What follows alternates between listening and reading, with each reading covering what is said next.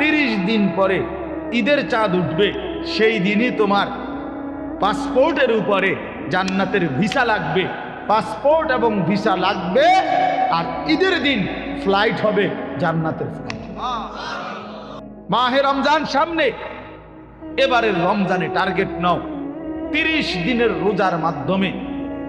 দিল থেকে আল্লাহর কাছে এইভাবে 30টা দিন হাতে গুনে তুমি আল্লাহর সাথে ওয়াদাবদ্ধ হও যে আল্লাহ 30 দিন আমি রোজা রাখবো, এবং যৌন চাহিদা, লজ্জাস্থানের চাহিদা, অশ্লীলতা, বেহায়াপনা, নর্তকী, নাচ গান, উলঙ্গ ছবি দেখা, নারীকে নিয়ে চিন্তা ভাবনা, মেয়েকে নিয়ে অশ্লীল চিন্তা ভাবনা, অবৈধ কোনো প্রেম সম্পর্ক, হারাম কোনো রিলেশন, এসব ত্যাগ করে বন্ধু 30টা দিন মনোযোগ দিয়া রোজা রাখো, তারাবি পড়ো, ইফতার করো, সাহারি করো, তাসবিহ পড়ো, তেলাওয়াত করো।